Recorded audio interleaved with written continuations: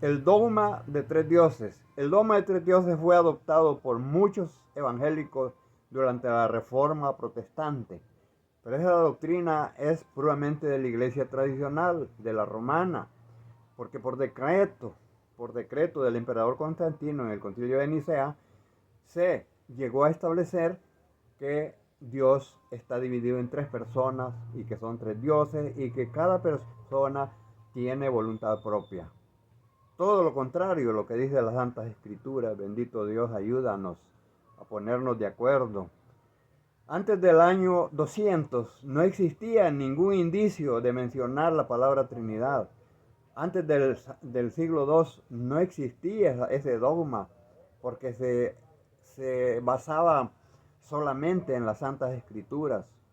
Los alumnos que tuvo Pablo, los discípulos de Pablo que murieron casi en ese año, ellos estaban conscientes de que hay un solo Dios verdadero, como lo dice Deuteronomio 6:4 y Marcos 12:29. De manera tal que eso se estableció por un decreto del emperador Constantino en el concilio de Nicea. Y vinieron los reformadores y cuando se rebelaron contra la iglesia tradicional, que pusieron 95 tesis en la, en la catedral de Wittenberg por no estar de acuerdo con las cosas que estaba haciendo la iglesia, entonces ellos se rebelaron y se salieron de la iglesia. Muchos fueron excomulgados, otros se salieron voluntariamente, pero adoptaron ese dogma de tres dioses, de la doctrina de la Trinidad, que no es bíblica, es puramente un dogma inventado por seres humanos. Porque si así fuera, apareciera enseñada por los apóstoles, por los profetas, por el Señor Jesucristo. Pero no hay ninguna enseñanza, no existe ninguna enseñanza que diga que son tres dioses y que cada Dios tiene voluntad propia. Por el contrario, el Señor Jesucristo dijo: yo no he venido a hacer mi voluntad, sino la voluntad de mi Padre. El que habla por su propia cuenta, su propia gloria busca, pero el que busca la gloria del que le envió, este es verdadero, verdadero y no hay injusticia en él. Además dijo en Marcos 3:24, todo reino dividido no puede prevalecer. Entonces, ¿por qué? ¿Por qué personas que se supone que estaban sumergidas en las Santas Escrituras, que eran teólogos, que eran doctores de la ley, que eran personas bien versadas, no recibieron la iluminación de Dios?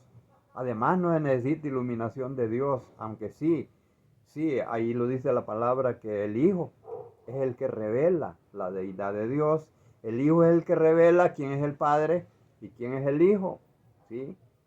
Solamente el Hijo de Dios, Jesucristo, puede hacer esa revelación. De lo contrario, la persona va a seguir cada uno jalando por su lado, que son dos, que son tres, que es uno. En fin, cuánta cosa, cuánta diversidad de creencias. Pero nosotros, hermanos evangélicos, por favor, confiemos en la palabra de Dios, confiemos en lo que el Espíritu Santo nos da, nos guía. Por todos lados la Escritura dice, nos enseña que es un solo Dios, ¿sí? Para nosotros, sin embargo, dice 1 Corintios 8:6, solo hay un Dios el Padre, del cual provienen todas las cosas, y un Señor Jesucristo por medio del cual fueron hechas todas las cosas. 1 Timoteo 2:5 dice, porque hay un solo Dios y un solo mediador entre Dios y los hombres, Jesucristo hombre. Santiago 2:19 también dice, ¿tú crees que Dios es solo uno?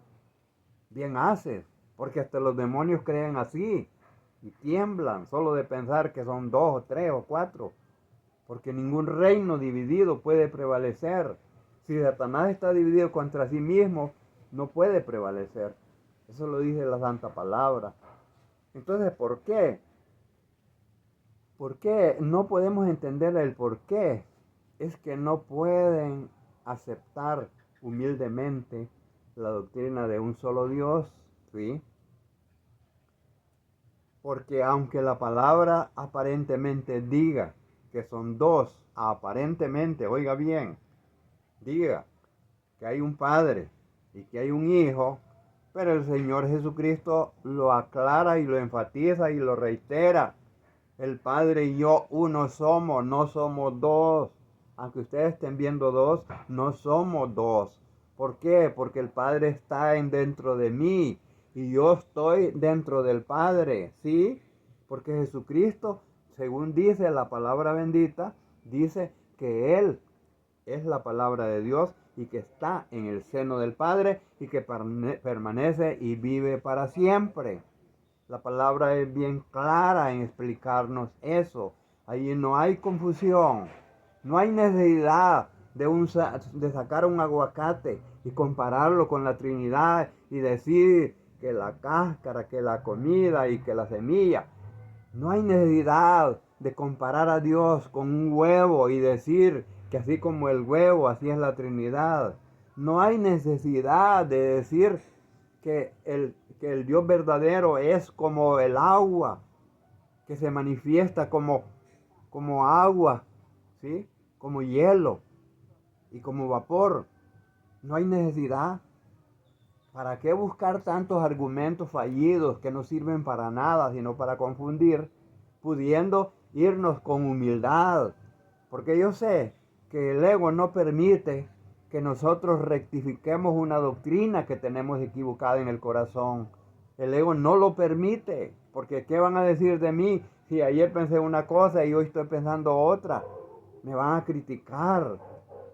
Pero oiga, Dios atiende al humilde y mira de lejos al que es altivo, el que es arrogante, el que es prepotente, el que saca el pecho y solo para que digan que él es espiritual y que recibe las máximas revelaciones de Dios. ¿Para qué?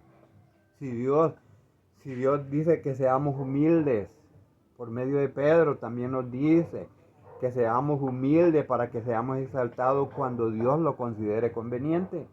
¿Sí? Entonces digo yo, ¿por qué nosotros seguimos, muchos siguen esa doctrina errada, que es un dogma, no es doctrina? No es doctrina, porque si fuera doctrina estuviera en la Biblia, pero no está. Ya imagino a Pedro enseñando que Dios son tres dioses. Ya me imagino a Pedro, ya me imagino a los apóstoles enseñando que son tres dioses. Imagínense, ¿cómo sería eso? Yo sería el primero en correrme y no querer nada con Dios, así como lo oye. No quisiera nada con Dios. Si Dios dijera que Dios son tres. ¿Por qué? Porque sé que tarde o temprano va a ser desolado, va a ser desmantelado, va a ser quitado. Sí, porque un reino dividido contra sí mismo no puede prevalecer. Va a ser desolado, tarde o temprano va a ser desmantelado.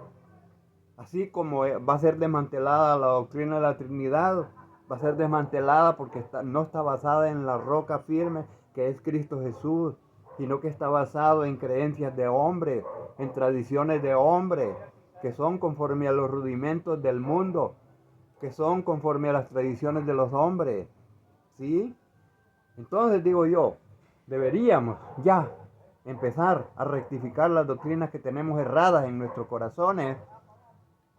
Bueno, los que ya fallecieron y los que ya partieron no pueden hacer eso, pero los que están vivos y que son grandes teólogos, humildemente les digo, rectifiquemos y digamos, me equivoqué, lo hice por ignorancia, lo hice por no discernir yo mismo, sino que por adoptar lo que me enseñaron otros que se supone que son más espirituales que yo, son más grandes. Por eso yo adopté esa doctrina sin discernirla en mi corazón, sin pedir ayuda al Espíritu Santo, en oración al Padre. Entonces, ¿a dónde está la humildad? ¿Será que no van siguiendo a Cristo? Porque para seguir a Cristo se necesita negarse a sí mismo, tener humildad, quitar la arrogancia, quitar la soberbia, quitar la prepotencia, quitar el orgullo. Eso es negarse a sí mismo.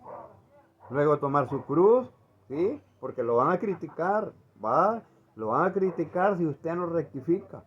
Si usted perdón, si usted rectifica, lo van a criticar porque van a decir, ¿y por qué ayer creías algo y hoy estás cambiando? Por eso es que se necesita negarse a sí mismo, para estar dispuesto a soportar todo lo que le van a decir. Pero Dios lo va a honrar porque Dios va a decir, fuiste humilde y reconociste que en tu corazón tenías una doctrina errada, solo porque la iglesia tradicional lo tenía y solo porque también los que eran monjes, los que eran monjes de la iglesia tradicional tenían esa misma doctrina y por eso tú la adoptaste sin discernirla, sin saber lo que estabas haciendo. Así es que hasta aquí llegamos con esta reflexión, solamente es para aclarar que tenemos que ser humildes en el corazón, para rectificar lo que tenemos malo y si nos equivocamos, pues reconozcamos públicamente que nosotros nos equivocamos, si somos humanos. ¿Acaso te crees que no te equivocas nunca? No he visto, dice el sabio Salomón, no he visto hombre justo en la tierra que haga el bien y nunca peque. Así es que hasta aquí llegamos con esta reflexión. Que el Dios eterno los guarde y los bendiga poderosamente. En el santo nombre de Jesús. Amén.